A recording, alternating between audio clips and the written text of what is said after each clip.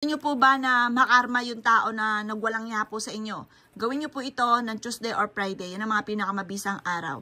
Napaka-epektibo po nito. Kumuha ka lang po ng isang mahaba-haba na sili. At pagkatapos, kailangan po natin ng, ang gagamitin natin ay 4 na toothpick. 4 na toothpick.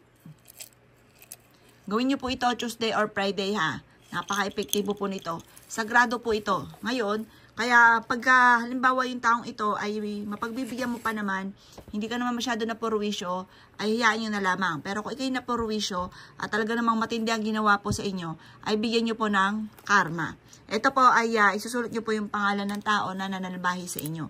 Dito, name. Basta yung tunay na pangalan po niya. Pero kung hindi nyo naman kakilala talaga po siya, at parang lagi ka na lang po niya talagang sinasalbahe, pero hindi nyo siya talaga lubos na kakilala, hindi nyo alam din ang tunay niyang pangalan, sulat nyo nandito yung taong nananalbahi sa akin para pangkalahatan na rin po siya. At pagkatapos po niyan, ilagay nyo po itong toothpick, ito pong sili po natin na mahaba.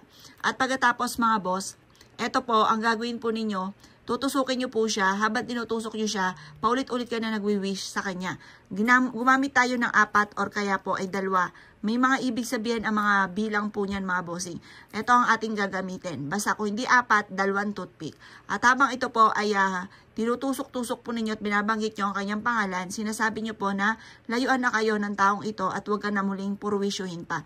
Huwag kang magwi-wish ng labis kasi alam nyo yung mga gumagawa din ng mga ganito, may balik din po yan. Ngayon, kung talagang sobra-sobra at gusto nyo lang siyang bigyan ng lesson, mainam po na gawin nyo po ito. At pagkatapos nyo po itong gawin, ito po ay gaganyanin nyo, tapos itatapon nyo po ito sa running water. Halimbawa, meron yung ilog na madadaanan, doon nyo siya sa ilog ilalagay, itatapon. Kaya sabi nyo po, tinatapon ko na lahat ang kamalasan ko, tinatapon na kita, huwag ka na muling babalik pa sa buhay ko. Ganon mga bossing ko ha. Huwag ka mag-wish ng pangit. Pwede kang mag-wish pero huwag, kasi masama din po yun. Masama yung mga gumagawa ng mga matitindihan. Yung mga ganito lang, para lang layuan lang kayo, para hindi na po ikaw puro wishyuhin pa. Subukan nyo po ito, Tuesday at Friday lang paggawa ng ganito, at sa umaga lang tayo gagawa. Kasi hindi naman tayo gumagamit ng black magic at may balik po yan. At ganoon din po sa hapon, huwag kang gagawa ng sa hapon. Pero na lang kapag ka full moon. Pag hindi naman full moon, huwag kang gagawa ng hapon. Negative po yun mga bossing.